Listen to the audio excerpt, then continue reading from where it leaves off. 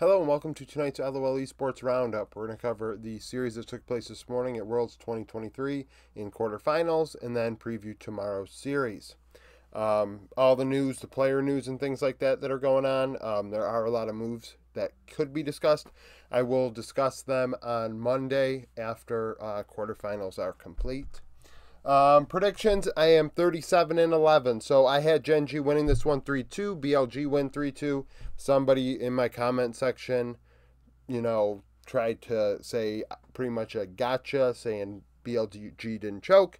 No, they didn't. They didn't choke. I thought they'd choke. They're still here. They're still playing. Great for them. So Elk, 18-9, 27, 29% of damage, led the way. Shun, 23-5 and 32 as he played J4 in all 5 games. Pays, 29 and 15, 32% of damage in the loss. So, MVP-wise, Shun obviously played fantastic. I think An also played very well. So I'm actually having a tough time with that. Only because obviously across all 5 games I would give it to Shun, but it came down to a game 5. And it came down to team fights in the mid to late game and very late game where I thought An was very good on the TK.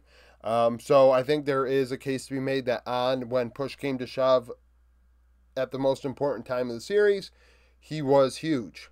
And I think, if you really compartmentalize the series, I think that An has a little bit of a case. But how does this series transpire? BLG win the first couple games. Very, very good objective control, taking the Drakes left, right, and center. Gen G not finding a way to match that. Shun was matched in game 1 by Peanut, in my opinion, when it came to ganks. If anything, I thought Peanut actually set tempo. Shun was very good, though. Bin gapping Doran was massive in this series in those 2 wins by BLG in the first 2 games. If I actually looked at the first 2 games, I would make a case for An or Bin as MVP because I thought that both of them were the most important pieces to the team's success. Aatrox across this series for both teams was a super pick. Whether Bin had it or Doran in game 3, he was disgusting on it as well. But the bot lane. So Elk and An, I thought, did very, very well in the first couple games, and especially An's Renata turning team fights in game 1, allowing BLG to take objectives and get ahead. And then in game 2, actually, they outplayed a gank by Peanut in the very early laning phase that turned into a 2-for-1, got Elk fed, and allowed them to then go and run with it after that. And in my opinion, I thought that was massive. It's something like Shun's making plays on the J4, and I thought this was a series that I would say was a big coming out party for Shun, in that, he obviously played well at MSI, played well throughout the year with BLG, but I think this one on the world stage was massive. He was excellent. Gapping Peanut at times. There is some notion that Gen G were gapped or outclassed or smoked or smashed in this series. That couldn't be farther from the truth, especially when you factor in that Gen G actually had a gold lead through the mid-game in Game 5 and were in the driver's seat and lost the game. So BLG win those first 2 games. Gen G respond. But in Game 5, Gen G respond because Doran was excellent on the Aatrox, and then in game 4, Chovy found some opportunities to make plays on the Akali. I did not like the Akali picks in this series. I certainly didn't like the Gnar pick by Gen G in game 5. Nobody is playing Gnar. Why are we playing Gnar? BLG go with Senna TK in game 5. I thought that was a very bold move, given that your bot lane is your strongest part. But An kept up actually with Pays in CS. I had to look back at the board to remember who I was talking about. They had to keep up with Pays in the bot lane, and oftentimes you see the TK fall behind, and it actually was pretty close for a long time. It was surprising actually seeing on the side lane actually taking turrets by himself. Very active TK, playing macro very well. Honestly, BLG's macro was a big surprise in this one. I thought that Gen G at least would have the macro down. They did not. It was like they were headless chickens. you know, it's very disappointing, actually, when you look at it, because Peanut, I assume, is the shot caller, the veteran on the team. He should be the one leading things, and Peanut, once again, falls short at Worlds. In Game 5, though, Gen.G and BLG went back and forth. Gen.G actually has a slight lead.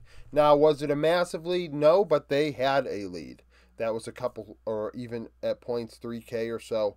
And, I mean, I would say that game's pretty close, right? It could go either way.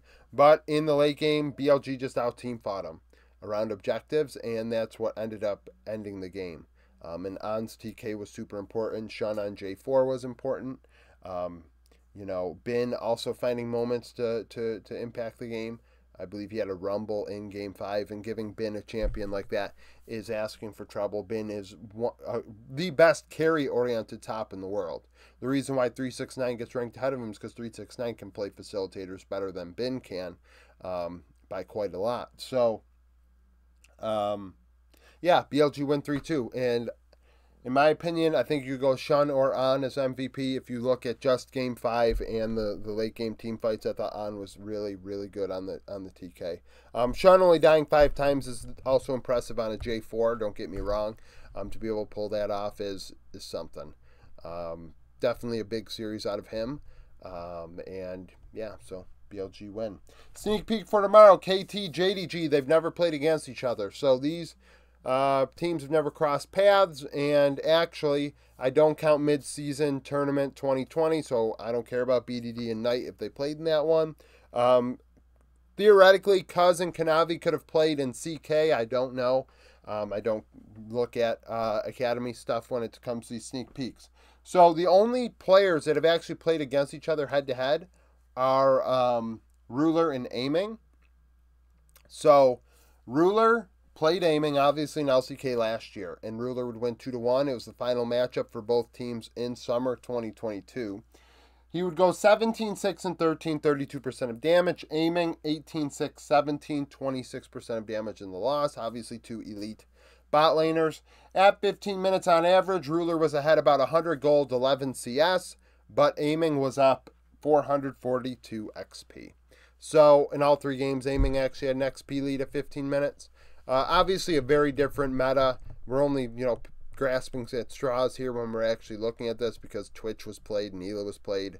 I guess Sivir is relevant, but, you know, the Twitch definitely isn't. So, that was the last time we had some of these players cross paths. Now, in terms of the matchup itself, obviously 2 very good top laners, 369 and Keen. That's a matchup to watch. It's probably the closest one on paper between these two. I think that Kanavi absolutely blows Cuz out of the water. Knight crushes BDD, and the bot lane of Ruler missing does have an edge over Aiming Lahens. Would I say that Aiming Lahens are gapped? No, but there's a diffy there. So it's going to be tough. It's going to be tough for KT in this one. This isn't like that one, where that one I knew was going to be close. This one, we'll see if KT can get it done, or if JDG continues on the golden road of 2023. So that's it for this video. Thank you for watching. If you liked the video, like it, subscribe to the channel for daily League of Legends content. Follow me on Twitter, join the Discord, become a YouTube supporter, and I hope to see you again tomorrow.